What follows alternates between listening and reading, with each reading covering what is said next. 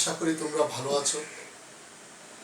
Corona virus বা COVID-19 এই সময়ে তোমরা স্বাস্থ্যবিধি মেনে চলবে, নিজেকে সুরক্ষিত রাখবে,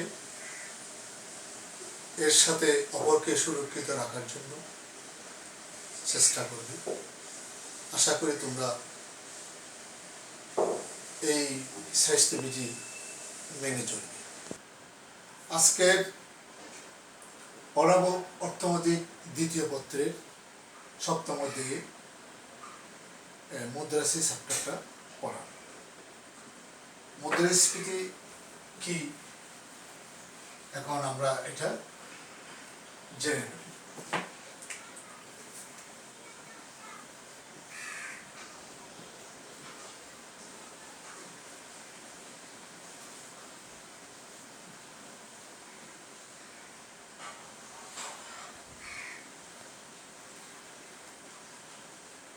অর্থনীতিতে পণ্য সামগ্রী ও সেবার দাম স্তর ক্রমাগত বাড়লে এই প্রবণতাকে মুদ্রাস্ফীতি বলে। অন্যভাবে বলা যায়, মুদ্রাস্ফীতি হলো এমন একটা পরিস্থিতি যেখানে দ্রব্যের দাম ক্রমাগত বাড়তে থাকে, তবে একটি বা কয়েকটি দ্রব্যের দাম, পণ্য সামগ্রীর দাম হঠাৎ করে কোনো কারণে বাড়লে তাকে মুদ্রাস্ফীতি বলা যাবে না, বরং সমগ্র পণ্য সামগ্রী ও সেবার গড় দাম বাড়লে কিংবা অর্থের মূল্য হ্রাস পেলে তাকে মুদ্রাস্ফীতি বলে। মুদ্রাস্ফীতি সম্পর্কে বিভিন্ন অর্থনীতিবিদগণ সংজ্ঞা দিয়েছেন, তার মধ্যেই অধ্যাপক পিগুর মতে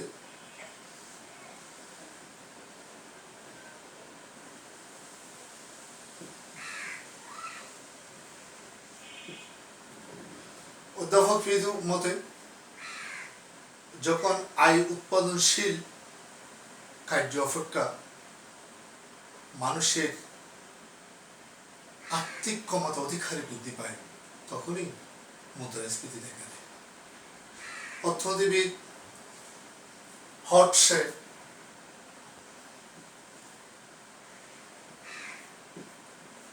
হর্টের মতে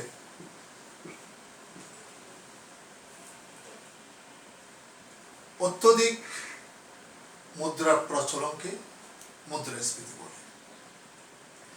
অধ্যাপক কেইনসের মতে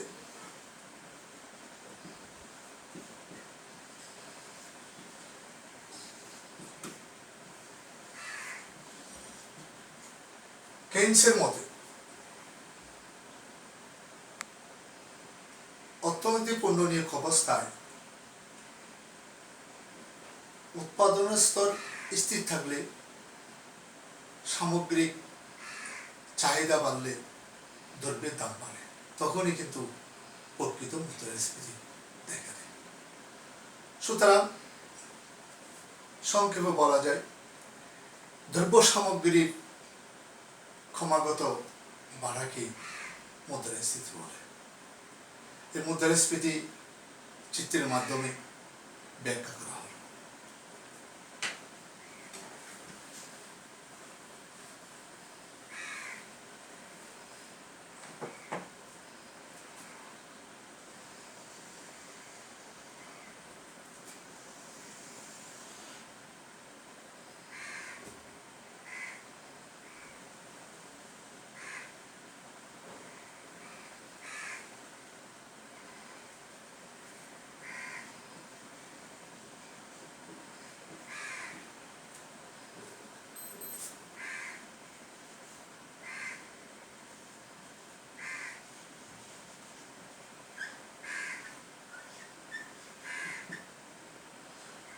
লম্ব অক্ষে দাম স্তর, ভূমি অক্ষ কিন্তু উৎপাদন স্তর।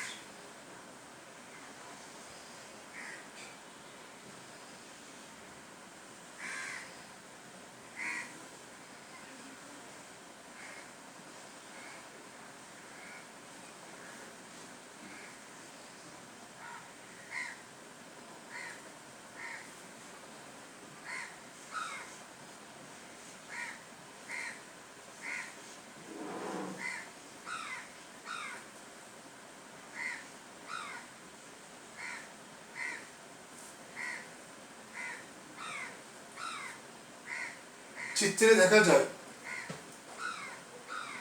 ভূমি অক্ষে উৎপাদন স্তর এবং লম্ব অক্ষে দাম স্তর। এডি এডি রেখা হলো সামগ্রিক চাহিদা রেখা, এস রেখা হলো সামগ্রিক যোগান রেখা। উন্নয়নযোগ্য অবস্থায় উৎপাদন স্তর ওয়াইএফ এ বি বিন্দুতে এডি ওয়ান রেখা এস রেখাকে সেট করি।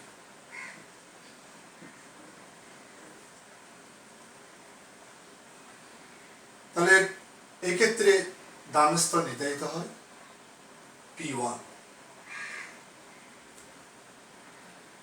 অর্থনৈতিক উন্নয়নযোগ্য অবস্থায় ওয়াইএফ উৎপাদন ক্ষেত্রে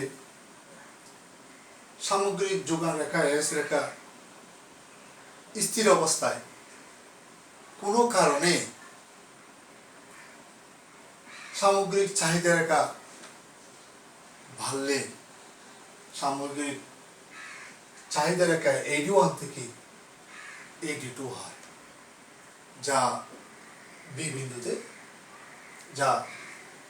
বি বিন্দু এবং এ বিন্দুতে স্থানিত হয়। এক্ষেত্রে দাম স্তর নির্ধারিত হয় P2। এখন P1 P2 A B হলো আমাদের মুদ্রাস্ফীতি। P1 P2 AB দ্রব্য সামগ্রিক চাহিদা বাড়ার কারণে এই মুদ্রাস্ফীতি দেখা দেয়।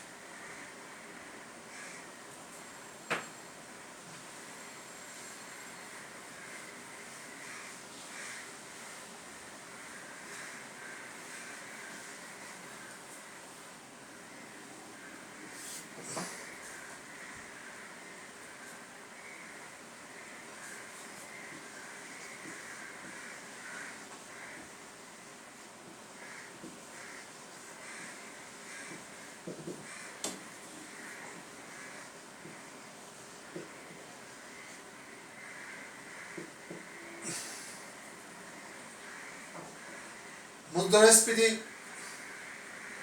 একটি দেশের জন্য অর্থনৈতিক প্রবাহকে ঠিক রাখার জন্য খুব নজর দিতে হয়। বিভিন্ন কারণে মুদ্রাস্ফীতি হয়ে থাকে। আমাদের উৎপাদন কমলে মানুষের যদি চাহিদা বাড়ে, যোগান কমলে মানুষের যদি দ্রব্যপণ্য ক্রয় করার ইচ্ছা বৃদ্ধি পায়, তাহলে কিন্তু দ্রব্যের দাম বাড়ে। দ্রব্যের দাম বাড়ার কারণে মুদ্রাস্ফীতি হয়। নিম্ন কয়েকটি কারণ উল্লেখযোগ্য। মুদ্রাস্ফীতির কারণগুলো আমি আলোচনা করতেছি।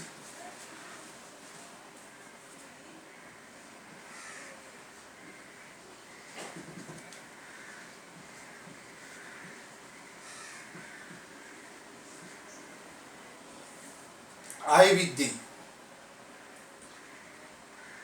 মানুষের ভোগ্যপণ্য আয় যখন বৃদ্ধি পায়, মানুষের ভোগ্যপণ্য মানুষ যেটা ব্যবহার করে সেটা কিনতে চায়। বাজারে কিন্তু দ্রব্য সামগ্রী কেনার জন্য আগ্রহ তৈরি হয়। যখন মানুষের আগ্রহ তৈরি হবে, তখন দ্রব্যমূল্য অটোমেটিকলি বেড়ে যাবে। এই দ্রব্যমূল্য বাড়াটাই হলো মুদ্রাস্ফীতি।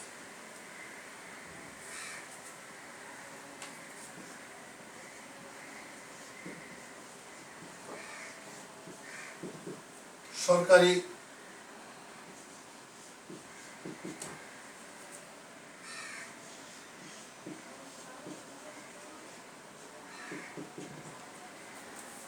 সরকারি ব্যয় বৃদ্ধি,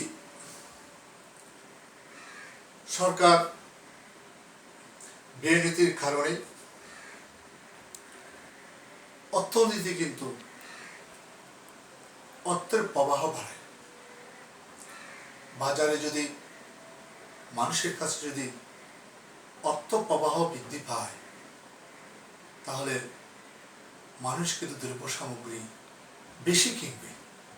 বেশি কেনার কারণেই দ্রব্যের দাম বেড়ে যায়, মুদ্রাস্ফীতি দেখা দেয়।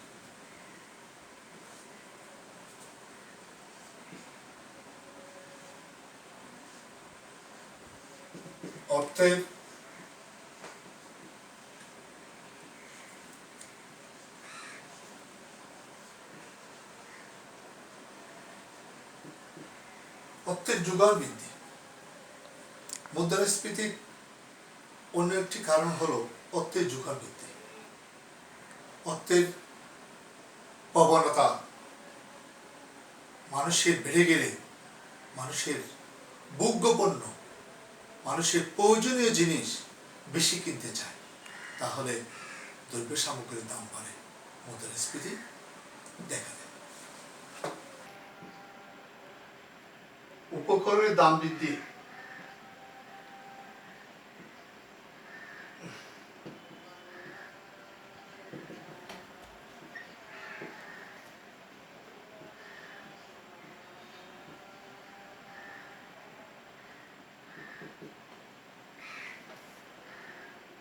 উপকরণের দাম বৃদ্ধি উৎপাদন ক্ষেত্রে দ্রব্যের কাঁচামাল এর দাম যদি বেড়ে যায়, তাহলে উৎপাদন খরচ বেশি পড়ে। উৎপাদন খরচ বেশি পড়ার অর্থই হলো উৎপাদিত দ্রব্যের দাম তখন কৃষকেরা বাড়িয়ে দেবে। দ্রব্যের দাম বাড়ার অর্থই হলো মুদ্রাস্ফীতি।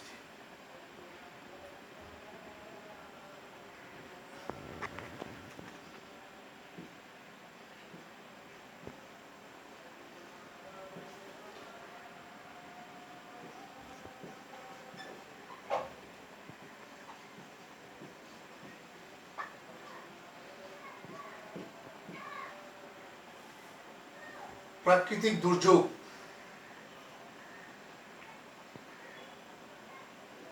দেশের মধ্যে বন্যা, খরা, জলোচ্ছ্বাস বিভিন্ন কারণে কিন্তু আমাদের উৎপাদন কিন্তু হ্রাস পায়। উৎপাদন হ্রাস পাওয়ার পরে জিনিসপত্রের কিন্তু সরবরাহ কম থাকে। তো জিনিসপত্রের সরবরাহ যখন কমে যায়, মানুষের চাহিদা অনুযায়ী কিন্তু জিনিস যোগান দেওয়া সম্ভব হয় না, ফলে দাম স্তর বেড়ে যায়।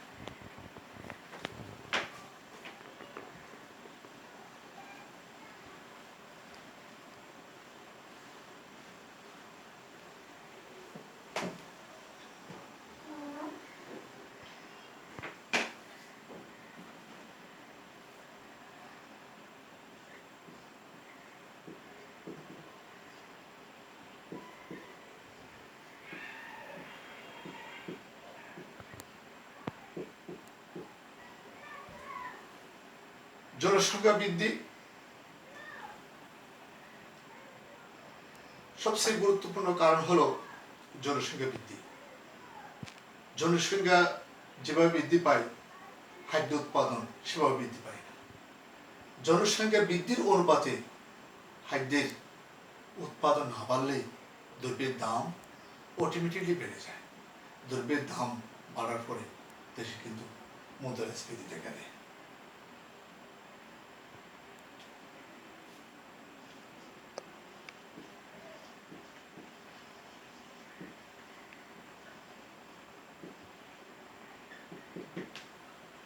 উৎপাদন হ্রাস।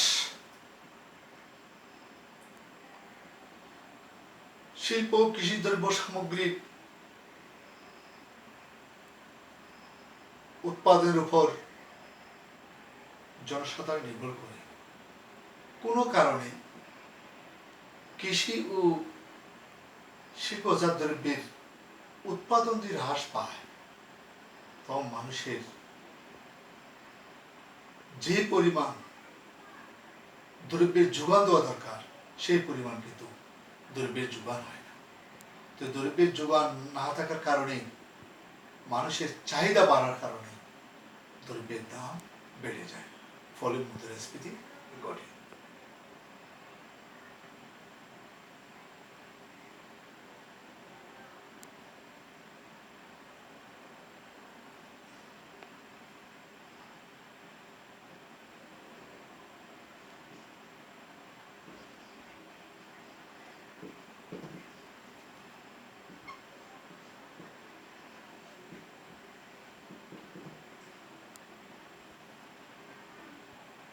মজুরি ও বেতন, ট্রেড ইউনিয়নের ছাবে শ্রমিকের আন্দোলনের পরিপ্রেক্ষিতে নতুবা শ্রমিকদের কল্যাণ কথা বিবেচনা করে সরকার যদি মজুরি বৃদ্ধি পায়, শ্রমিকদের অর্থ প্রবাহ বেড়ে যায়। শ্রমিকদের অর্থ প্রবাহ বাড়ার অর্থ হলো তাদের ক্রয় ক্ষমতা সৃষ্টি করা। ক্রয় ক্ষমতা বাড়লেই মানুষের দ্রব্য সামগ্রী ভোগ করার ইচ্ছা লাগে, ফলে ক্রেতারা কিন্তু দ্রব্যের উচ্চ মূল্যে কিনতে হয়। তো উচ্চ মূল্যে কেনার অর্থই হলো কিন্তু অর্থের ক্রয় ক্ষমতা কমে যাওয়া, এর ফলে মুদ্রাস্ফীতি দেখা দেয়।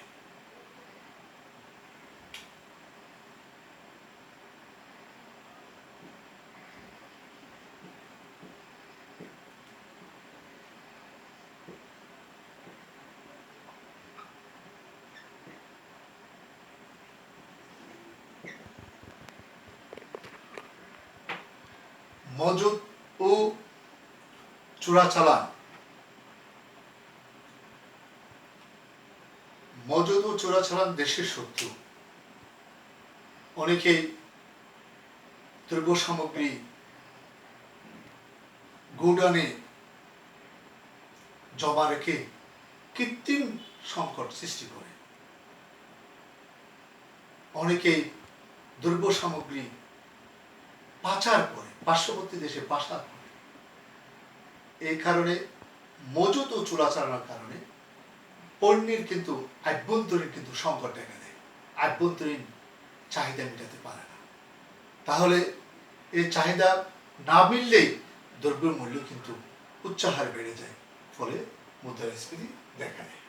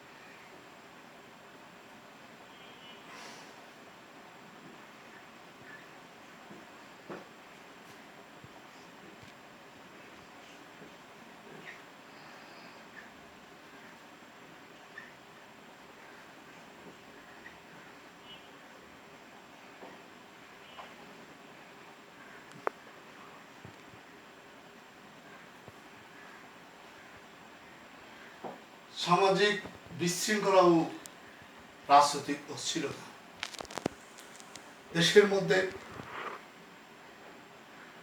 সামাজিক শৃঙ্খলা না থাকলে, রাজনৈতিক বিশৃঙ্খলা দেখা দিলে দেশের উৎপাদন কার্যক্রমে ব্যাঘাত ঘটে। উৎপাদিত পণ্যের যদি হ্রাস পায়, চাহিদা অনুযায়ী পণ্য যোগান দেওয়া সম্ভব হয় না, ফলে দ্রব্যের দাম বেড়ে যায়, মুদ্রাস্ফীতি ঘটে। এছাড়াও আমাদের কয়েকটি কারণে মুদ্রাস্ফীতি ঘটে থাকে। কর হার হ্রাস, বৈদেশিক ঋণ ও অবকাঠামো দুর্বলতা, কৃত্রিম সংকট, ঘাটতি ব্যয়, আমাদের ব্যবসায়িক বৃদ্ধি মুনাফা, অবকাঠামো দুর্বলতা ইত্যাদির কারণেও মুদ্রাস্ফীতি দেখা দেয়। এখন আমরা মুদ্রাস্ফীতির কারণগুলি উল্লেখ করা হলো। এখন কিভাবে মুদ্রাস্ফীতি নিয়ন্ত্রণ করা যায়, মুদ্রাস্ফীতি নিয়ন্ত্রণ কিভাবে আমাদের আয়ত্তে আসে। একটি দেশে মুদ্রাস্ফীতি হওয়ার পরে দ্রব্যের দাম যখন অত্যাধিক বেড়ে যায়, অর্থের মূল্য যখন কমে যায়, জনসাধারণ সরকারের বিরুদ্ধে খেপে ওঠে। দ্রব্যের দাম বাড়ার কারণে, মুদ্রার মান কমার কারণে জনগণ কিন্তু বিপ্লবী হয়ে যায়। তাই যে কোনো সরকারকে মুদ্রাস্ফীতি নিয়ন্ত্রণ করতে হয়। দ্রব্যের কেনার জন্য একটা আয়ত্তের ভিতর আনতে হয়, মানুষের ক্রয় ক্ষমতার ভিতর আনতে হয়। এখন আমি আলোচনা করব মুদ্রা নিয়ন্ত্রণের উপায়।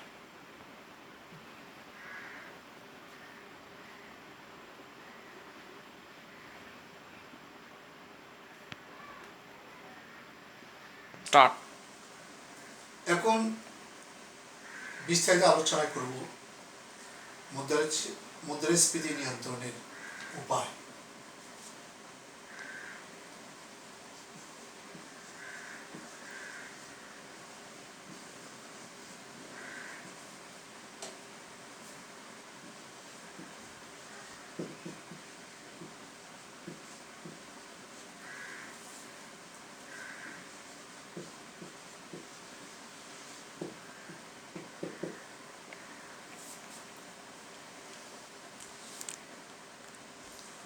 মুদ্রাস্ফীতি নিয়ন্ত্রণের অনেকগুলি কারণ আছে, সেখানে আমি উল্লেখযোগ্য কতগুলি কারণ আলোচনা করি।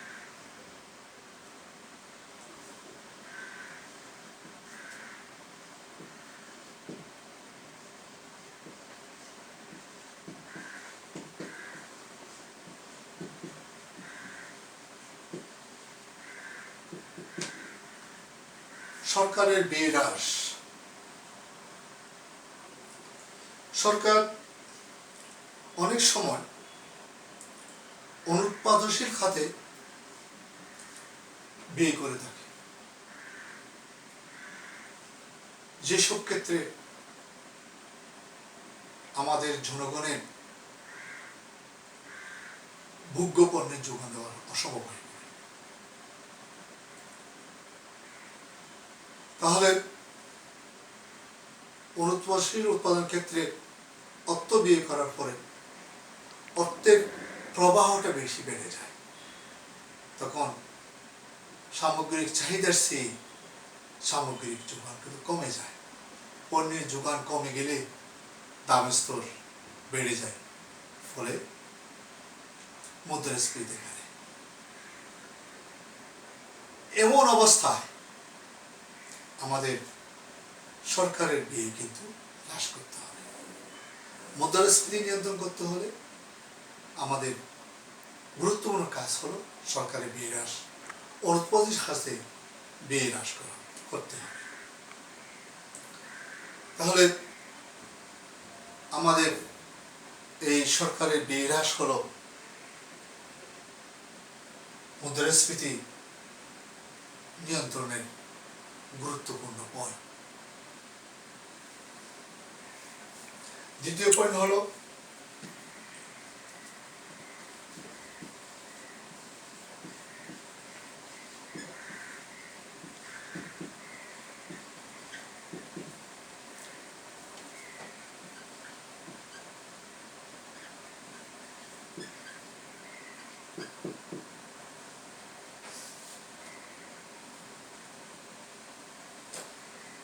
প্রত্যক্ষ কর হার বৃদ্ধি। মুদ্রাস্ফীতি যখন চরমে ওঠে, সরকার বাধ্য হয়ে প্রত্যক্ষ কর হার বৃদ্ধি করে। প্রত্যক্ষ কর হার বৃদ্ধির ফলে জনগণের ব্যয়যোগ্য আয় কিন্তু কমে যায়। মানুষের কাছে ব্যয় করার যে ক্ষমতা বেড়ে যায়, সরকারি কর যদি প্রত্যক্ষ কর যদি বৃদ্ধি করা হয়, সেই ব্যয়যোগ্য আয়টা কিন্তু কমে যায়। মানুষের দ্রব্য সামগ্রী তখন চাহিদা কমে যায়, তখন মুদ্রাস্ফীতি নিয়ন্ত্রণে আসে।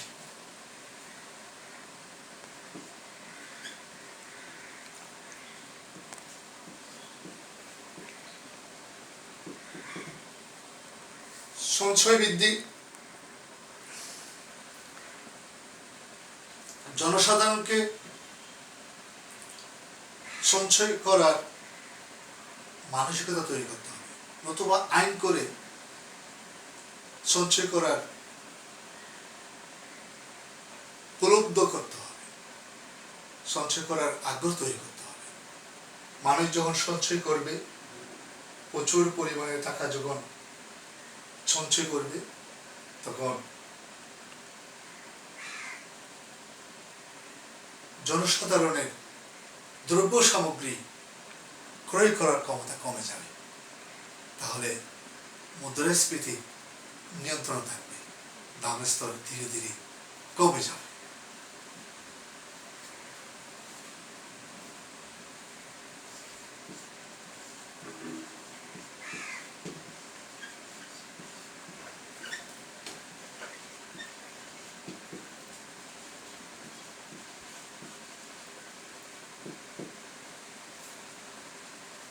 সংরক্ষণের হার বৃদ্ধি,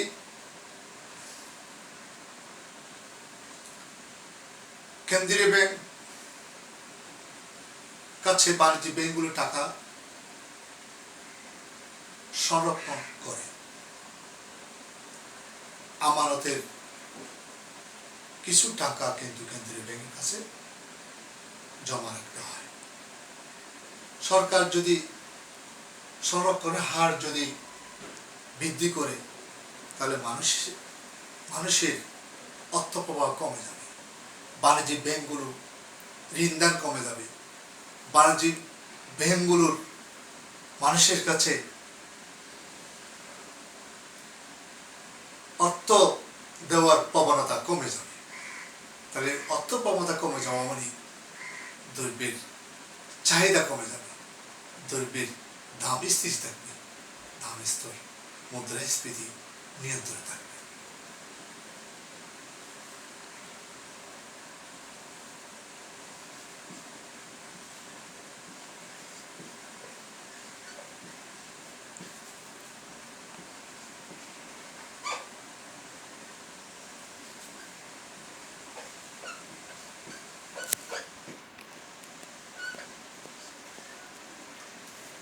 সর্বোচ্চ দাম নির্ধারণ,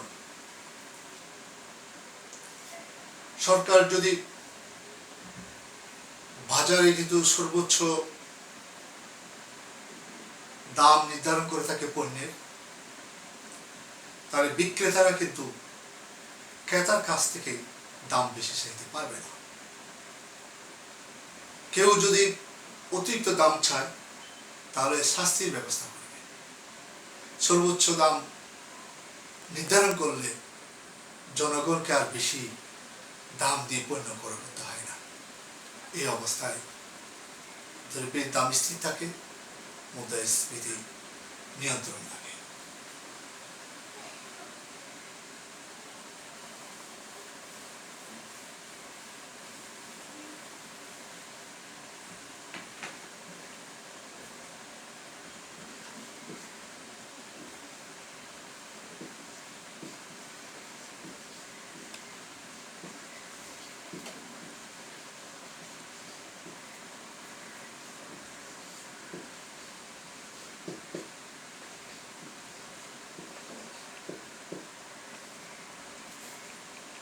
ফটকা কারবার নিয়ন্ত্রণ,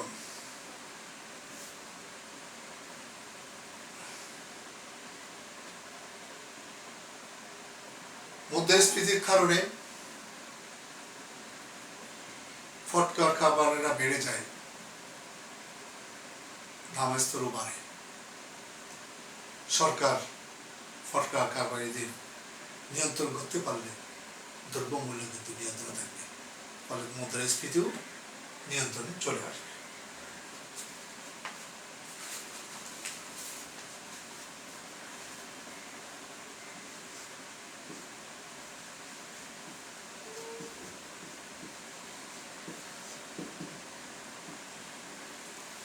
ভর্তুকি, সাবসিডি, এটা মুদ্রাস্ফীতি নিয়ন্ত্রণের সবচেয়ে গুরুত্বপূর্ণ জিনিস। পণ্য সামগ্রী উৎপাদন করতে গিয়ে কৃষকদের কিন্তু খরচ বেড়ে যায়। খরচ বেড়ে যাওয়া মানে দ্রব্যের দাম বেড়ে যাওয়া। উৎপাদন ক্ষেত্রে কৃষি উপকরণাদি, শিল্পের উপকরণাদি ক্রয় করার জন্য সরকার যদি ভর্তুকি প্রদান করে সেক্ষেত্রে তাহলে উৎপাদন খরচ কমে যাবে। উৎপাদন খরচ কমে যাওয়াটা হলো দ্রব্যের দাম কিন্তু কমে যাবে। তো দ্রব্যের দাম কমলেই মুদ্রাস্ফীতি আয়ত্তে চলে আসে, মুদ্রাস্ফীতি নিয়ন্ত্রণে থাকে।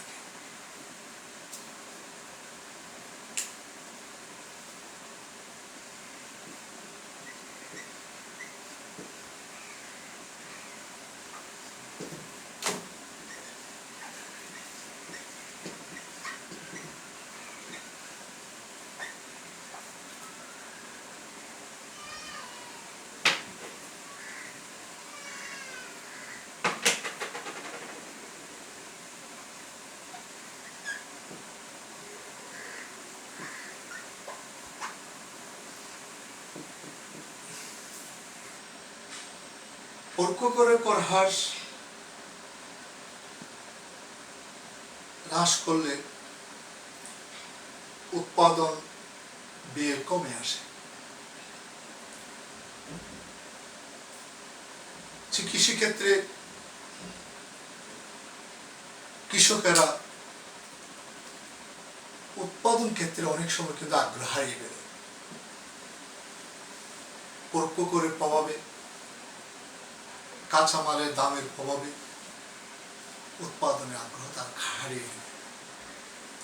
পরোক্ষ খরচ যদি হ্রাস পায়, কাঁচামালের খরচ যদি কম হয়, তাহলে কিন্তু কৃষকেরা কিন্তু উৎপাদনে আগ্রহ বাড়বে। তাহলে বাজারের মধ্যে পণ্য সামগ্রীর যোগান বাড়বে। পণ্য সামগ্রীর যোগান বাড়া অর্থই হলো দ্রব্যের দাম স্থির থাকা, মুদ্রাস্ফীতি নিয়ন্ত্রণে আসা।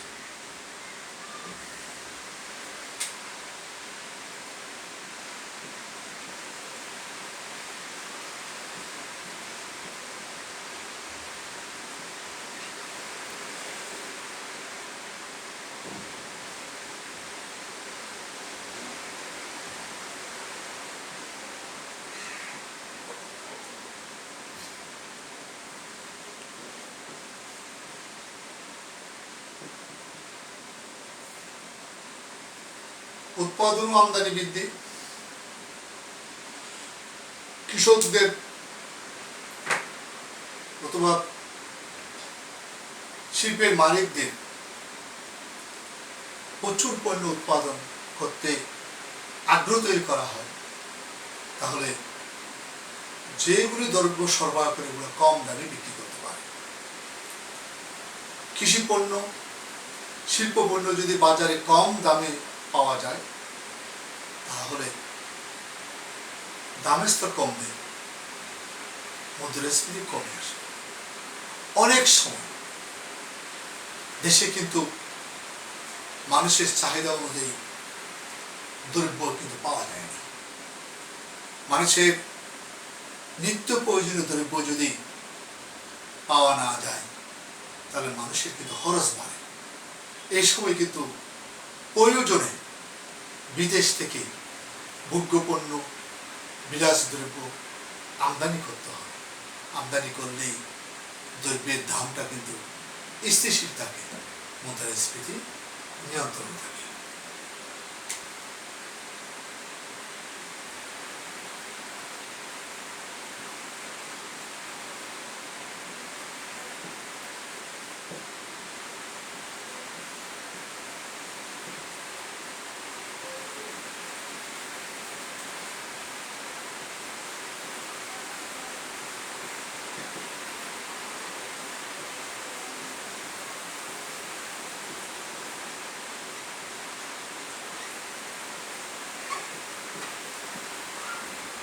ন্যায্য মূল্যে বিক্রি কেন্দ্র স্থাপন,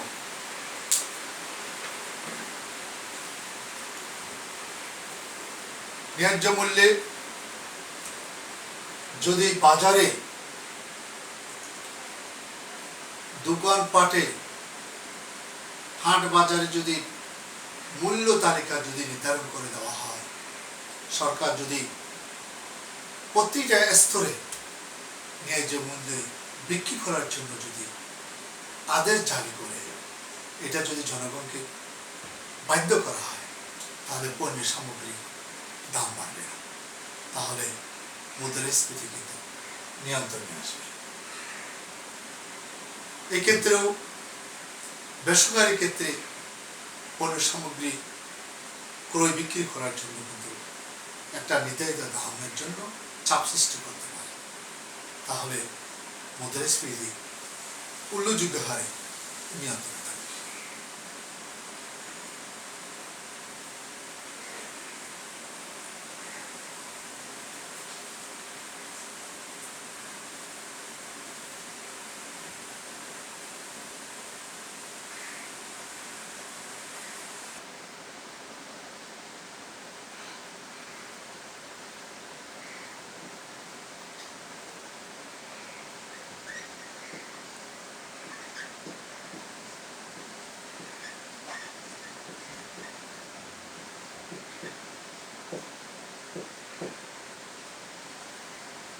মজুরি নির্ধারণ, মজুরি যদি একটি নির্দিষ্ট পর্যায়ে থাকে, দেশের অর্থ প্রবাহ কিন্তু নিয়ন্ত্রণ থাকে। মজুরি যদি বেশি হয়ে যায়, মানুষ দ্রব্য সামগ্রীর ক্রয় করার কিন্তু ইচ্ছা আগ্রহ তৈরি হয়, মানুষের চাহিদা কিন্তু বেড়ে যায়। মজুরি যদি একটি নির্দিষ্ট স্তরকে নির্ধারণ করা যায়, তাহলে দ্রব্যের দাম কিন্তু নিয়ন্ত্রণে আসবে, মুদ্রাস্ফীতি নিয়ন্ত্রণে আসবে।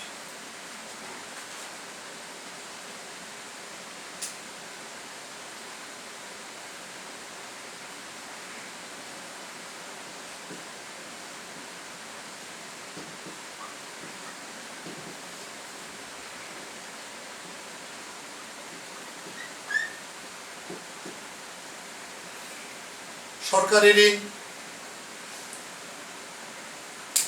অনেক সময় কিন্তু সরকার ঋণ গ্রহণ করে থাকে, যখন অর্থ প্রবাহ যখন বেড়ে যায়, মানুষের কাছে যখন অর্থ বেড়ে যায়, তখন সরকার বন্ড সঞ্চয়পত্রের বিভিন্ন মাধ্যমে কিন্তু ঋণটা নিয়ন্ত্রণ করে থাকে। ফলে অর্থের প্রবাহ কমে যাওয়ার ফলে মুদ্রাস্ফীতি নিয়ন্ত্রণে চলে আসে। আলোচনায় মুদ্রাস্ফীতি আলোচনা করলাম, মুদ্রাস্ফীতির কারণগুলি আলোচনা করলাম, মুদ্রাস্ফীতির নিয়ন্ত্রণের উপায় আলোচনা করলাম। আশা করি তোমরা মুদ্রাস্ফীতির বিষয়টা নিয়ে একটু পড়াশোনা করবে। এখান থেকে মুদ্রাস্ফীতি থেকে কোনো প্রশ্ন আসলে তোমরা প্রশ্ন উত্তর দিতে পারবে। প্রিয় শিক্ষার্থীরা, তোমরা ভালো থাকো, সবাইকে ধন্যবাদ।